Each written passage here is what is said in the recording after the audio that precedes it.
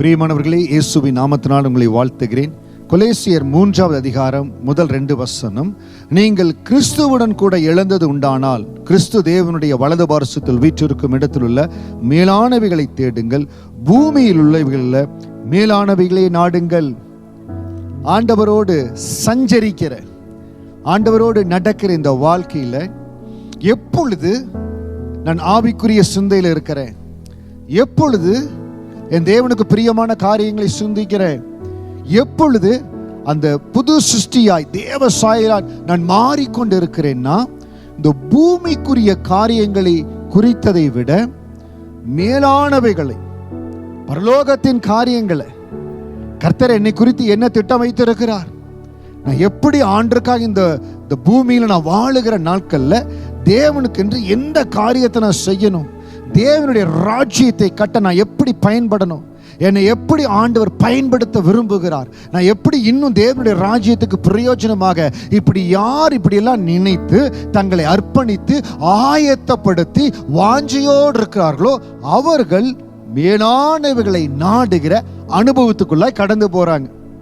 Pastor, நீங்க சொல்ற காரியத்துல எதுவுமே எனக்கு தோணல, என்னுடைய காரியம் எல்லாம் நல்லா சம்பாதிக்கணும், என்னுடைய சந்ததிக்கு சேர்த்து வைக்கணும், அடுத்த தலைமுறைக்கு சேர்த்து வைக்கணும், அதுக்கப்புறம் நான் ஒண்ணுமே யோசிக்கலையே. அவர்கள் பூமிக்குரியவர்களை தேடுகிறார்கள். அதற்காக நான் சம்பாதிக்கவே வேண்டாமா பாஸ்டர்? இல்ல, சம்பாத்தியம் அவசியம், எல்லாம் அவசியம். ஆனால் அதிலேயே நம்முடைய கண்கள் இருக்கக்கூடாது. பூமியில் உள்ளவைகள் அல்ல, மேலானவைகளையே நாடுங்கள். உங்க இறுதியை எங்க நாடுது?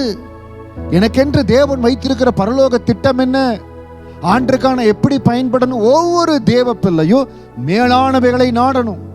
பூமிக்குரியவைகளே நம்முடைய சிந்தனை இருந்து விட்டால் கர்த்தர் நம்ம மேல வைத்த அந்த ரட்சிப்பின் அழைப்புக்கு என்ன அர்த்தம் இருக்கிறது?